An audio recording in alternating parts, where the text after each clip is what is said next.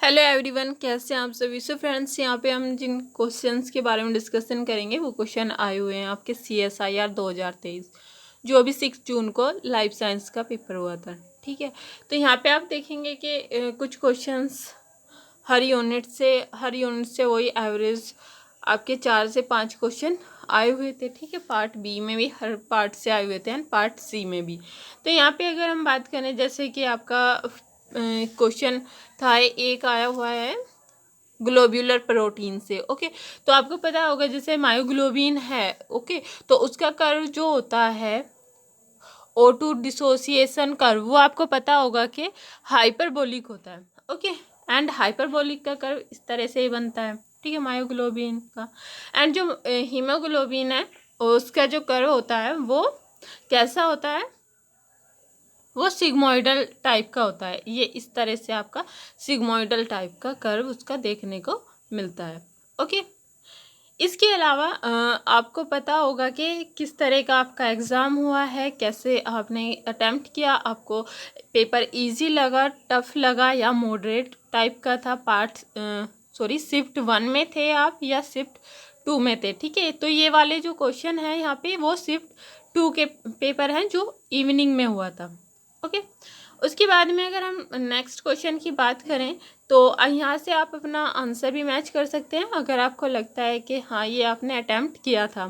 Okay, तो जैसे आपका डीएनए की फॉर्म जो बी एंड ए डीएनए होते हैं वो आपके राइट हैंडेड होते हैं एंड जो जेड डीएनए होता है वो लेफ्ट हैंडेड होता है। इसके बारे में आपको पता होगा। ठीक है, इसके अलावा आप अगर नेक्स्ट क्वेश्चन की बात करेंगे तो जैसे आपको पता है कि क्रेब साइकिल में जो वो होता है नेट कितना वहाँ पे आउटपुट होता है। ठीक है, तो आपको पता है कि 3 NADH बनता है, 1 FADH2 बनता है एंड 1 GTP या फिर उसको ATP बोल सकते हैं। ठीक है, तो 1 GTP बनता है और वो भी एक साइकिल में बनता है जब एक साइकिल होता है। आपको पता होगा कि यहाँ पे जब आपका ग्लाइकोलाइसिस स्टार्ट होता है, जैसे ही आपका ग्लाइकोलाइसिस होता है वो फिर 2 पार्ट में डिवाइड होता है। ठीक है, वहाँ पे आपने देखा होगा कि 2 पाइरूवेट बनते हैं। ठीक है, अब ये 2 लास्ट में जब ग्लूकोज से पाइरूवेट बनता है, अब ये 2 पाइरूवेट बनते हैं एक ग्लूकोज मॉलिक्यूल से। तो ये यहाँ पे अब 2 साइकिल चलाते हैं क्रेब साइकिल का। ठीक है, तो अब यहाँ पे अगर एक साइकिल की बात करें तो वहाँ पे आपका 3 NADH एंड 1 FADH2 1 GTP बन रहा है। ठीक है, और अगर हम यहाँ पे दोनों साइकिल की बात करें कि जो ये दोनों साइकिल हैं उनमें टोटल कितना हो जाएगा, तो तब आपका हो जाता है ये 6 NADH 2 FADH2 and 2 GTP। Okay, तो आपने ये साइकिल जरूर रिवाइज किया होगा एग्जाम से पहले। एंड अगर हम यहाँ पे ओवरऑल समरी की बात करें कि summary of ATP synthesis from the oxidative of 1 molecule of glucose की बात करें तो यहाँ पे आपके ग्लाइकोलाइसिस से आपका जो है एंड फिर उसके बाद में जो सिट्रिक एसिड साइकिल है एंड जो माइटोकॉन्ड्रियल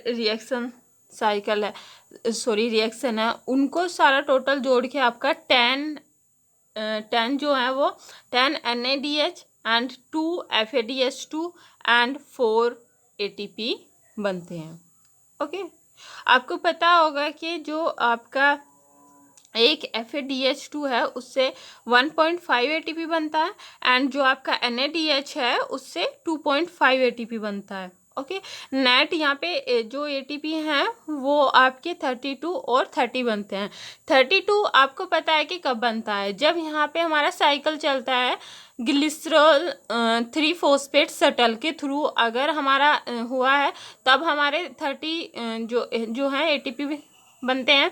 और अगर यहाँ पे हमने कौन सा शटल चलाया, मैलेट एस्पर्टेट शटल चलाया, तो तब आपका 32 होते हैं। ओके, यहाँ पे अगर हम बात करेंगे कि शटल और ये सब की ज़रूरत क्या है और कब चलता है, तो आपको पता होगा कि जब आपका ग्लाइकोलाइसिस होता है तो उससे आपके 2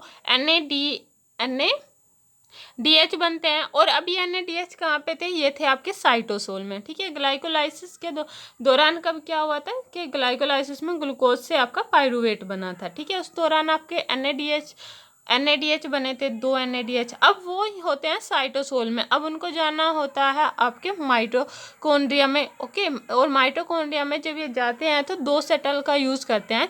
पहला मैलेट एस्पर्टेट सेटल, जिसके थ्रू क्या होगा 32 ATP बनते हैं, क्योंकि वहाँ पे आपका जो NADH है वो NADH की फॉर्म में ही जाता है, तो इसलिए वहाँ पे वो 5 ATP बनते हैं ऑक्सीडेशन से उसके, ओके। और जो ये होता है ग्लिसरॉल 3 फॉस्फेट सेटल, उसके थ्रू जब जाता है NADH तो वो कन्वर्ट होता है 2 FADH2 में। और आपको पता है कि 2 FADH2 कितने ATP बनाता है, तो वो वहाँ पे 30 ATP ही बनाता है, ठीक है। तो इसलिए यहाँ पे क्या हुआ कि जो ये था उससे आपका 5 ATP बन रहे थे और इधर आपका 3 ATP बन रहा, तो 2 ATP की यहाँ पे कमी हो जाती है, इसलिए यहाँ पे आपका 30 या फिर 32 ATP बनते हैं। और वो कब बनते हैं आपको पता है कि ये 2 ATP का डिफरेंस कहाँ पे आता है, ठीक है।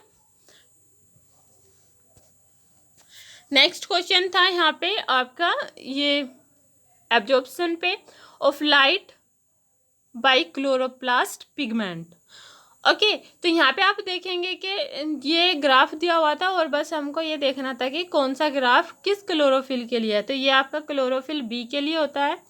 एंड ये जो ग्राफ है आपका वो क्लोरोफिल का ए का है, ठीक है। ये ए क्लोरोफिल का है। एंड कैरोटीनॉइड बस एक ही पीक पहले देता है, तो वो कैरोटीनॉइड होगा, और इसी से ही आपका आंसर निकल जाएगा ये, ठीक है। तो आप इसको चेक कर सकते हैं। एंड अगर हम यहाँ पे बात करें जेनेटिक ड्रिफ्ट की, तो यहाँ पे जेनेटिक ड्रिफ्ट क्या होता है, change in frequency of an existing gene variant in the population due to random chance, ठीक है। एक क्वेश्चन इससे आया हुआ था। एंड नेक्स्ट क्वेश्चन की बात करें तो हम यहाँ से 2 क्वेश्चन आए हुए थे। जो XY क्रोमोसोम होता है उसका जो पाथवे होता है उससे आए हुए थे। तो आपको पता होगा यहाँ से जो पाथवे अगर आपको पता होगा तो आपके दोनों क्वेश्चन बन जाएंगे। अगर वहाँ पे ऐसा आपको पता है कि जो SRY जीन होता है वो किस पे होता है, वो Y क्रोमोसोम पे होता है, SRY जीन, ओके। ये क्या करता है, ये primordial gonads differentiation into fetal testis, okay. यहाँ पे आपका 2 सेल बनती हैं, सर्टोली एंड लीडिंग सेल। जो सर्टोली होती हैं वो करती हैं एंटी मुलेरियन हॉर्मोन्स, ओके। जो क्या कर देता है, मुलेरियन डक्ट को रिग्रेशन कर देता है, उसको वहाँ पे बनने नहीं देता, जिससे ये पाथवे कंटिन्यू होता है आगे, ठीक है, मेल में।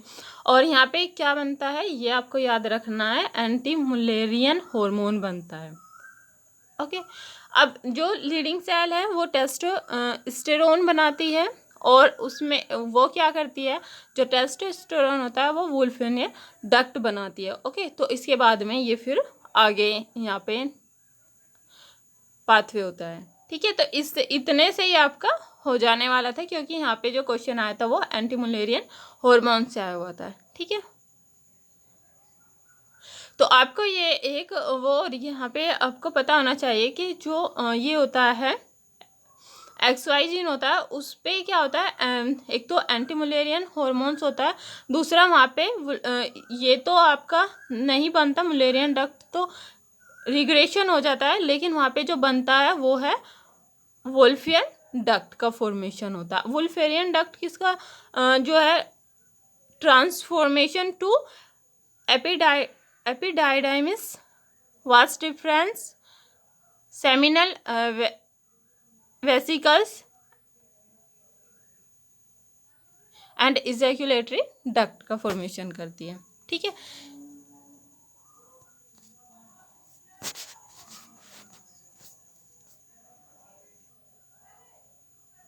एंड अगर हम नेक्स्ट क्वेश्चन की बात करें तो आपको पता होगा कि जो एड्रेनल कॉर्टेक्स है वो हार्मोन वहाँ पे बनता है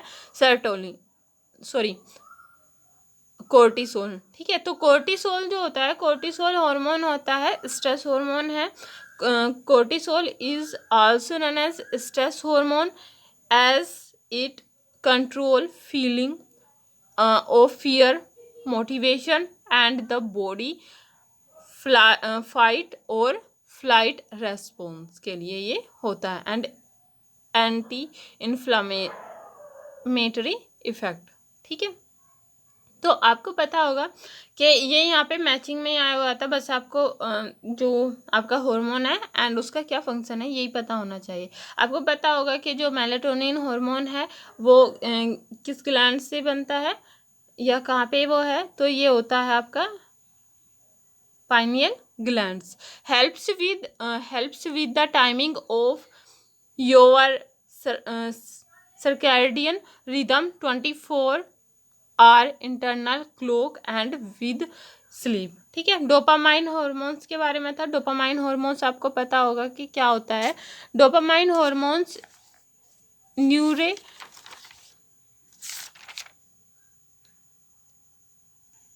ओके तो थर्ड आपका हार्मोन है डोपामाइन। डोपामाइन एक न्यूरो नोड्यूलेटरी मॉलिक्यूल है, play several important role in cell synthesized in brain and kidney। in brain dopamine function as a neurotransmitter की तरह काम करता है। in brain a chemical released by neurons, okay, nerve cells से to send signals to other nerve cell, okay, तो एक nerve cell से other nerve cell को सिग्नल जाता है, न्यूरोट्रांसमीटर है ये, ओके, एज ए फंक्शन कर रहा है।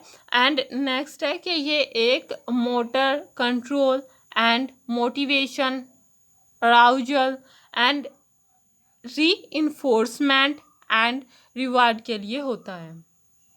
ओके, नेक्स्ट क्वेश्चन है आपका यूकैरियोटिक ट्रांसक्रिप्शन से। एंड आपको पता होगा कि जो यूकैरियोटिक ट्रांसक्रिप्शन है उसमें सबसे पहले क्या आता है, कौन से हॉर्मोन्स कौन से आपके ट्रांसक्रिप्शन फैक्टर होते हैं जो इन्वॉल्व होते हैं। तो वहाँ पे एक जो है ये TBP आपने सुना होगा, टाटा बाइंडिंग प्रोटीन, ओके, तो इसी से यहाँ पे क्वेश्चन आया हुआ था।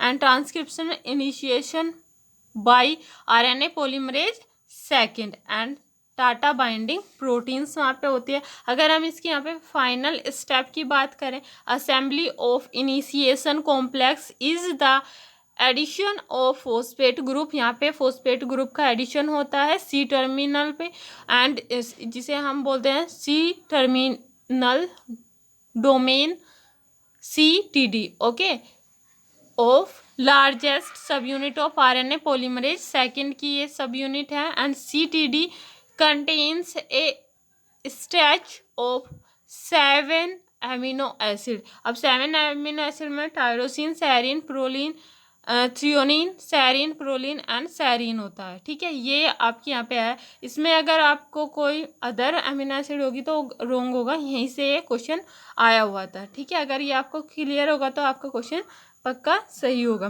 That is repeated multiple time, okay, और ये जो स्ट्रक्चर है ये मल्टीपल टाइम रिपीट होती है,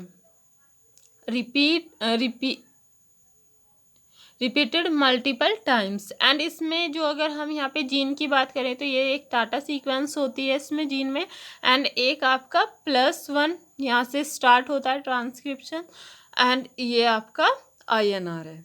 ठीक है, जब आपको पता होगा कि जब ये स्टार्ट होती है तो यहाँ पे सबसे पहले ट्रांसक्रिप्शन फैक्टर सेकंड D आता है सबसे पहले, एंड वो TBP कंपोनेंट, ओके, एंड इसके अलावा वो क्या करता है, रिकॉग्निशन टाटा बॉक्स। तो अगर हम ये बात करें कि टाटा बॉक्स का रिकॉग्निशन कौन कर रहा है, तो transcription factor second D, okay. इसके बाद में फिर होता है यहाँ पे आपका transcription factor second D TAFS, recognition of core promoter, regulation of TBP binding, okay. And जो आपका ये होता है ट्रांसक्रिप्शन फैक्टर सेकंड A क्या करता है, एंड B दोनों मिलके स्टेबिलिटी करते हैं, stability transcription factor second D plus DNA, ठीक है, उनकी स्टेबिलिटी के लिए होता है। एंड उसके बाद में आता है ट्रांसक्रिप्शन फैक्टर F, ये क्या कर रहा है, रिक्रूटमेंट ऑफ RNA पॉलीमरेज, यहाँ पे आपका RNA पॉलीमरेज आएगा। उसके बाद में फिर आपका ई आपको आपका जो है असिस्ट करता है the transcription factor second H को। अब H यहाँ पे काफ़ी इम्पोर्टेंट होता है। आपको पता होगा कि जो H है वो एक हीरो की तरह होता है एंड उसके पास में हेलिकेज की एक्टिविटी, काइनेज की एंड रिपेयर की, NER के थ्रू, तो ये सब उसके पास तीनों एक्टिविटी होती हैं। Helicase activity responsible for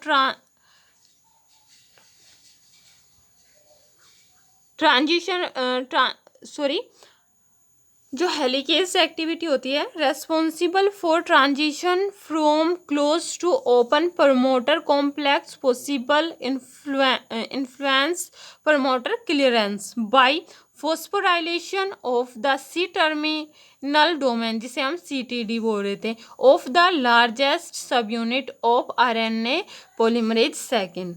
okay, तो ये सब यहाँ पे कौन कर रहा है, ये करता है आपका जो ट्रांसक्रिप्शन फैक्टर सेकंड H है। और इसके अलावा phosphorylation of the CTD is required at some promoters to and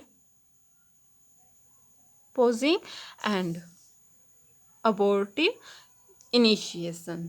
okay, तो यहाँ पे उसके बाद में आपका जो इनिशिएशन है, ट्रांसक्रिप्शन का इनिशिएशन है, वो स्टार्ट हो जाता है। ठीक है, इनिशिएशन हो जाता है, इनिशिएशन ऑफ ट्रांसक्रिप्शन। तो ये सभी आपके ट्रांसक्रिप्शन फैक्टर यहाँ पे यूज होते हैं, the A, B, F, E and H। ठीक है, तो इसी में से वो क्वेश्चन आया हुआ था।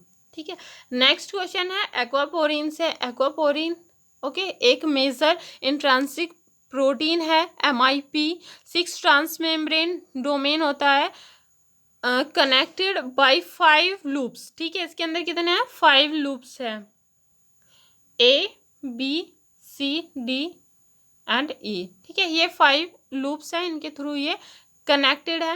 एंड ए जो लूप A एंड E है,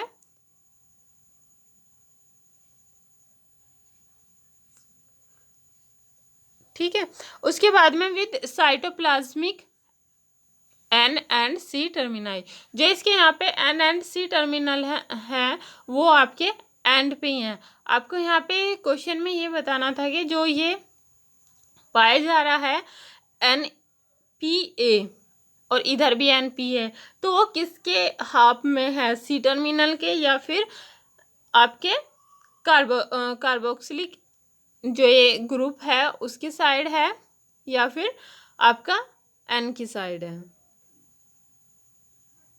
ओके, तो आपको NPA किस जो है के हाफ में है, एमिनो ग्रुप या कार्बोक्सिल ग्रुप के हाफ में। ठीक है, ये बताना था। बाकी अगर इस स्ट्रक्चर की बात करें तो यहाँ पे आपका N टर्मिनल होता है जो साइटोसोलिक है एंड जो C टर्मिनल है वो भी साइटोसोलिक है। यहाँ पे इसके अलावा पहला आपका यहाँ पे ये है आपके 6 डोमेन, पहला डोमेन वो कनेक्ट हो रहा होगा सेकंड से, सेकंड जो है फिर NPA से कनेक्ट होगा और ये फिर कनेक्ट होगा आपका थर्ड से, थर्ड होगा 4 से, 4 होगा आपका 5th से एंड 5th और 6th के बीच में फिर NPA है एंड उसके बाद में फिर साइटोसोलिक C टर्मिनल है। ओके, यहाँ पे जो NPA है वो दोनों क्या है, हेमीपोर है। ठीक है, 2 हेमीपोर इसमें पाए जा रहे हैं। इसके बाद में एक कंडीशन, फिर जब ये अरेंज होते हैं तो इस तरह से अरेंज होते हैं, जो आपका फर्स्ट है वो इस तरह से रहेगा, फिर सेकंड एंड जो ये सेकंड और थर्ड के बीच में NPA थे वो इस तरह से अरेंज हो जाएंगे, और अरेंज होने के बाद में फिर थर्ड, फोर्थ एंड ये जो फिफ्थ है वो इस तरह से पीछे से, एंड फिर उसके बीच में जो फिफ्थ एंड सिक्स के बीच में NPA थे वो इस तरह से अरेंज हो जाएंगे, और यहाँ पे एक पोल लाइक स्ट्रक्चर बन जाएगी। एंड ये जो सिक्स्थ है वो इधर इन दोनों के पीछे से, और ये वापस से साइटोसोल में आ जाएगा C टर्मिनल। ठीक है, तो इस तरह से अरेंजमेंट हो जाता है। एंड फिर आपका एक्वापोरिन ये इस तरह से होता है। ठीक है, इस कंडीशन में अब यहाँ पे जो एक्वापोरिन है ये क्या है, regulation of aquaporin in plant under stress. तो जो ये है आपका role in plants water relation function aquaporin formed by the interaction of two hemipores, और ये जो NPA है वो अमीनो एसिड है, asparagine, proline and alanine. Okay, और अगर हम यहाँ पे बात करें कि ये जो है ट्रांसपोर्ट किसका कराया था, ट्रांसपोर्ट अमोनिया एंड ग्लिसरॉल। ठीक है, अमोनिया एंड ग्लिसरॉल, तो यहाँ पे आप याद रख सकते हैं, एंड H2O तो है ही। ठीक है, H2O CNG, CNG क्या होगा, C आपका CO2 है, CO2, एंड N आपका क्या है, NH3, और G आपका है ग्लाइसरोल। ठीक है, तो ये आपको पांचों याद रखने हैं, H2O, CO2, NH3, glycerol. Okay, इनका ये ट्रांसपोर्ट करता है।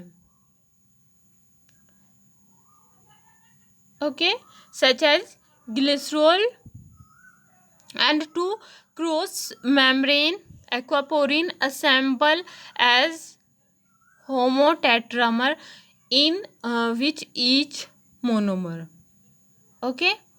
consists of 6 membrane spanning alpha helical domain with cytoplasmically oriented amino and carboxy termini। Okay, and इसमें monomer function as an independent pore to जो हाइड्रोफोबिक लूप है contain conserved asparagine, proline, alanine होते हैं। NPA जिसे हम बोल रहे हैं motif for selectively of the channel. Okay, तो ये इस तरह से आपका एक चैनल यहाँ पे बना लेते हैं। ठीक है, और एक यहाँ पे फॉर्म बनाते हैं ये। ठीक है, motive of selectively of channel. Okay, and next question की अगर हम यहाँ पे बात करें तो नेक्स्ट क्वेश्चन आपके receptor and virus and receptor से आए थे कि कौन कौन से वायरस पे क्या रिसेप्टर होते हैं। ठीक है, तो अगर यहाँ पे हम सबसे पहले बात करें एप्स्टीन बार वायरस की, तो एप्स्टीन बार वायरस पे होता है CD21 रिसेप्टर, HIV1 पे होता है CD4 receptor, and influenza virus पे होता है salicylic acid, and polio virus पे आपका CD155 रिसेप्टर प्रेजेंट होता है, एंड सार्स कोव पे आपका ACE2 रिसेप्टर पाया जाता है, एंड रेबीज वायरस पे एसिटाइल कोलिन रिसेप्टर प्रेजेंट होता है। ठीक है, एंड जो आपके ये लास्ट के दो हैं उनके सेम रिसेप्टर होते हैं। तो फर्स्ट है हर्पीज सिंप्लेक्स वायरस जिसपे आपका हिपेरेन सल्फेट पाया जाता है, एंड जो एडेनो एसोसिएटेड वायरस होता है उसका भी आपका हिपेरेन सल्फेट होता है। तो आपको कंफ्यूज नहीं होना है, हर्पीस का हिपेरेन है लेकिन एल्डेनो का भी हिपेरेन है, हेपरेन सल्फेट ही है। ठीक है, तो आप ये एक बार और रिवाइज कर लें। एप्स्टीन बार वायरस का CD21, HIV1 CD4, influenza virus salicylic acid, polio CD155, सार्कोव ACE2, rabies virus acetyl choline receptor, and last के दो जो herpes and adeno associated virus है उनके हिपेरोन सल्फेट होता है। ओके, आई होप कि आपको ये क्वेश्चन क्लियर हो गया हो कि आपने क्या लगाया था एंड आपका आंसर क्या होने वाला है इसमें। ठीक है, इन्हीं 5 पे जो फर्स्ट 5 हैं उनसे आपका क्वेश्चन पूछा गया था। नेक्स्ट है फंडामेंटल नीच एंड रियलाइज नीच। आपको पता होगा कि जो फंडामेंटल नीच है वो मैक्सिमम होती है एंड थियोरटिकल होती है, एंड जो रियलाइज नीच होती है वो आपकी रियल नीच होती है एंड स्मॉलर होती है। ठीक है, अगर हम यहाँ पे टर्म की बात करें तो किसने दी थी, वो हचिनसन थे। ठीक है, हचिनसन ने ये टर्म दी थी। एंड अगर हम डेफिनेशन की बात करें तो फंडामेंटल नीच is maximum theoretical inhabited hyper volume which a species can occupy, के वो कितना मैक्सिमम उसको ऑक्यूपाई कर रही है। एंड जो रियलाइज नीच होती है वो होती है is the actual smaller hyper volume which a species occupy under interference and predation from the other species. Okay, तो ये यहाँ पे इंटरफेरेंस का भी जिक्र होता है। Because of interspecific interaction, the realized niche of a species is often smaller than its fundamental नीच। ठीक है, तो जो ये होती है आपकी रियलाइज नीच वो स्मॉलर होती है फंडामेंटल नीच से। ओके, आपने ये डायग्राम अक्सर देखा होगा, तो ये आपका डायग्राम इसी को रिप्रेजेंट करता है कि जो फंडामेंटल नीच है वो आपकी इतनी बड़ी होती है और उसके अंदर जो ये बना हुआ है वो रियलाइज नीच है। ऐसे ये स्पीसीज 1 की, ऐसी स्पीसीज 2 की ये आपकी फंडामेंटल नीच है जो बड़ी है, एंड जो छोटी है वो क्या है, आपकी रियलाइज नीच है। ठीक है, आप ये यहाँ पे अच्छे से देख सकते हैं। एंड जो इन दोनों को बीच में एक ओवरलैप हो रहा है उसको हम बोलते हैं एरिया वेयर फंडामेंटल नीच ओवरलैप। ठीक है, तो ये एक ओवरलैप नीच है जिसमें दोनों नीच जो है ओवरलैप कर रही है।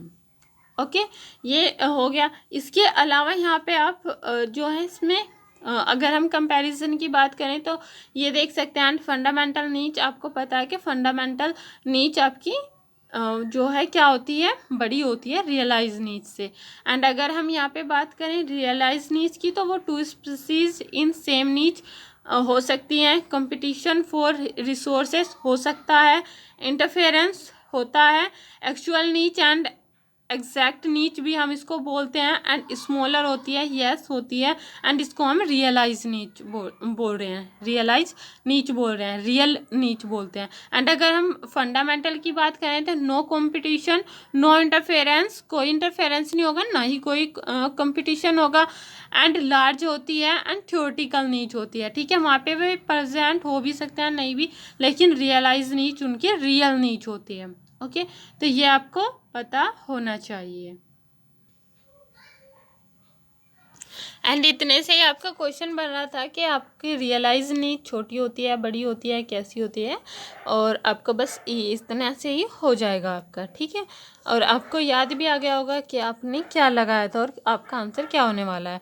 तो यहाँ पे अगर हम एक अदर डेफिनेशन की बात करें तो जो फंडामेंटल नीच होती है of a species describe all possible combination, वहाँ पे हम देखते हैं कि all possible combination of resources and condition under which a species can grow, कि वो अच्छे से ग्रो कर पा रही है, सर्वाइव एंड रिप्रोड्यूस कर रही है। वहीं अगर हम रियलाइज नीड्स की बात कर रहे हैं तो वहाँ पे डेस्क्राइब द मोर लिमिटेड, तो वहाँ फंडामेंटल में क्या है कि ऑल पॉसिबल कॉम्बिनेशन है ऑफ रिसोर्सेस, एंड इधर क्या है मोर लिमिटेड होती है, set of resources and condition under which a species can grow, survive, reproduce in the presence of competition and predator. तो यहाँ पे आपका कंपटीशन एंड प्रीडेटर भी होते हैं, किसमें, रियलाइज नीच में, जैसा कि यहाँ पे इसमें डिफरेंस में दिया हुआ था। ठीक है, नेक्स्ट क्वेश्चन की अगर हम बात करें तो आपका सेकेंडरी मेटाबोलाइट्स से आया हुआ था, एल्केलॉइड्स से, एंड यहाँ पे आपका दिया हुआ था, जैसे आपको पता है कि कैफीन, एंड उसका फंक्शन क्या होता है, सेंट्रल नर्वस सिस्टम को स्टिम्युलेट करता है वो। ठीक है, एंड एक था इसमें से मॉर्फिन का आपको पता है नारकोटिक एनालॉजिक होता है, एंड जो निकोटीन होता है वो हॉर्टिकल्चरल इंसेक्टिसाइड है, एंड क्विनीन आपका एंटी मलेरियल है, एंड विनब्लास्टिन आपका एंटी नियोप्लास्टिक होता है। ओके, एंड अगर हम ये 3 रह गए तो इनकी बात करें तो कैम्प्टोथेसिन आपका एंटी कैंसर एजेंट है, एंड कोकेन आपका टिपिकल एनेस्थेटिक होता है, एंड पोटेंट CNS जो सेंट्रल नर्वस सिस्टम है उसको स्टिमुलेट करता है, एंड कोडेन आपका नॉन एडिक्टिव एनालिसिक एंड एंटी ट्यूसिव होता है। ओके, तो आई होप कि आपका ये क्वेश्चन भी क्लियर हो गया हो, एंड अगर ये सभी क्वेश्चन आपने किए थे तो आई होप कि आपको इनके आंसर भी अब मिल गए होंगे कि इनके आंसर क्या होने वाले हैं और आपने क्या लगाए थे। ठीक है, अगर हम इसके बाद में बात करें कि इसके अलावा और क्या क्वेश्चन आए हुए थे या कहाँ से क्वेश्चन आए हुए थे, तो आपको पता है कि CSIR हर यूनिट से क्वेश्चन पूछता है 3 से 4, ज़्यादा भी हो सकते हैं, जैसे 4 से 5 एंड 4 से वो 3 भी हो सकते हैं। ठीक है, तो इस तरह से, लेकिन एवरेज क्या रहता है 4 से 5 क्वेश्चन हर यूनिट से होते हैं। तो आप अगर हम यहाँ पे बात करें जैसे सेल साइकिल, मेंडेलियन इनहेरिटेंस आया हुआ है, पेडिग्री एनालिसिस हो गया, टैक्सोनॉमी हो गया, ठीक है, जैसे ICBN हो गया, ये इस तरह के कोड, एंड डार्विन से रिलेटेड जो क्वेश्चन था मैचिंग में, एंड AFLP टेक्निक से, and lysogenic lytic cycle, and crow and CI आपने पढ़ा होगा, ये यहाँ से क्वेश्चन, रेस्ट्रिक्शन मैपिंग, ओके, जो कि हर साल आता है। ठीक है, एग्रोबैक्टीरियम हर साल आता है, जो ये होता है circular dichroism CD, and abscisic acid अगर हम प्लांट हार्मोन की बात करें। ठीक है, and photoperiodic regulation of flowering and salicylic acid. तो ये सभी टॉपिक ऐसे हैं जहाँ से क्वेश्चन आपका आए हुए हैं। तो आई होप कि आपने ये सभी क्वेश्चन से भी अटेम्प्ट किया हो एंड आपके क्वेश्चन सभी सही बने हों।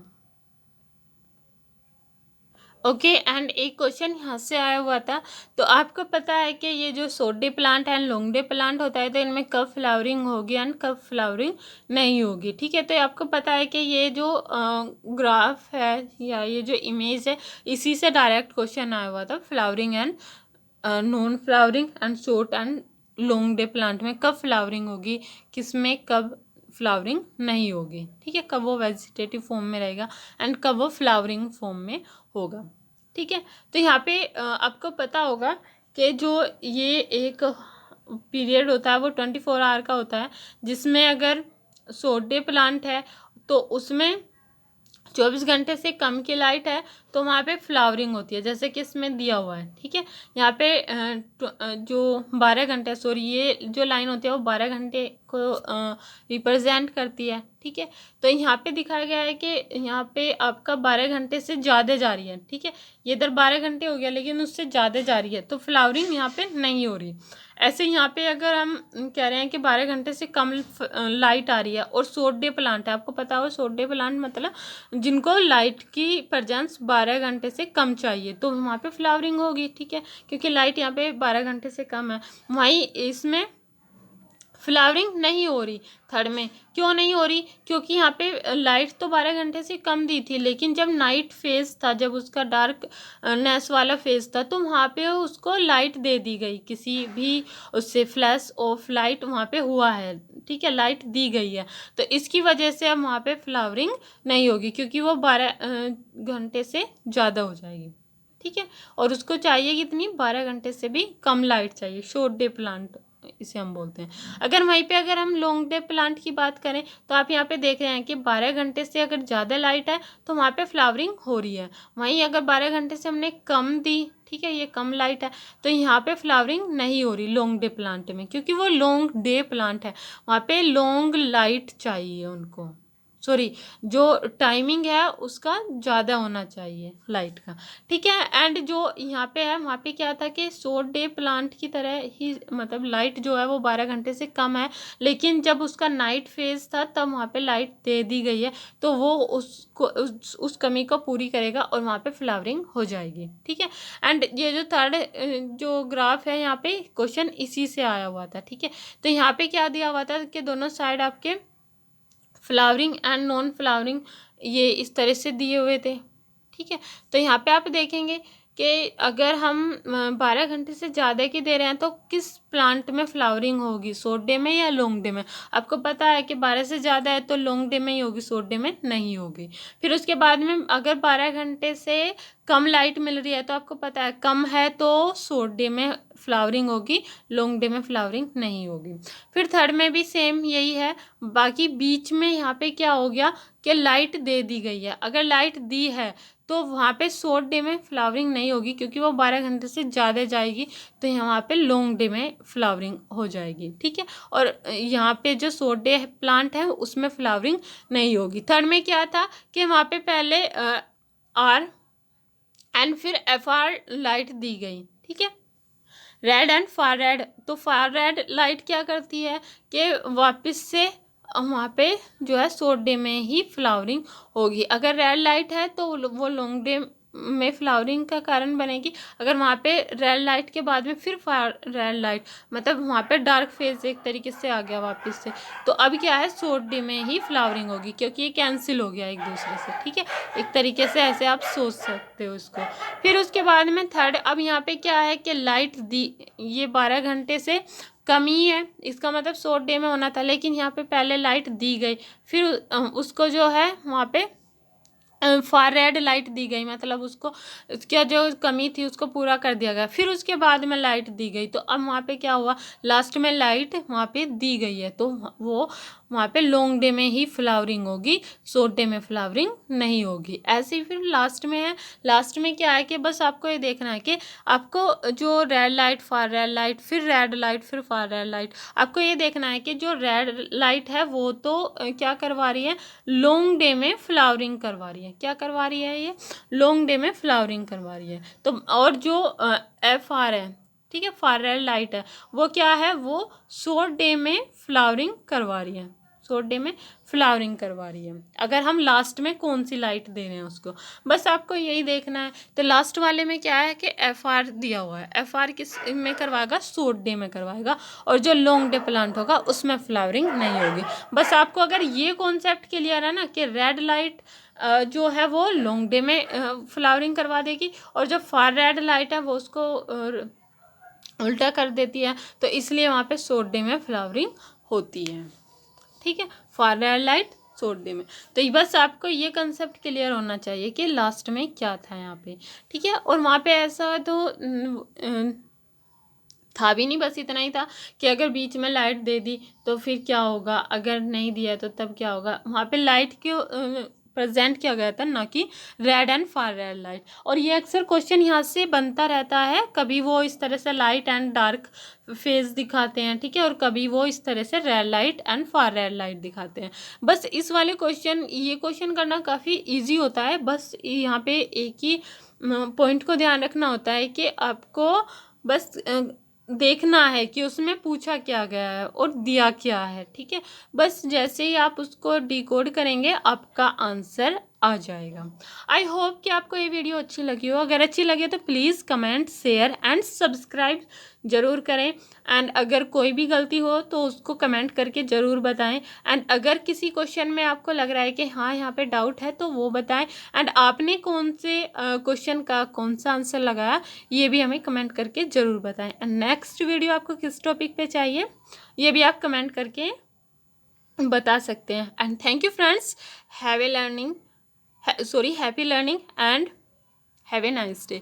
एंड यहाँ पे अगर हम बात करें कि अभी CSIR एग्ज़ाम हुआ है तो अभी आप 2-4 दिन रिलैक्स करें एंड उसके बाद में फिर आप अपना गोल सेट करें एंड नेक्स्ट दोबारा से प्रिपरेशन पे लग जाएं।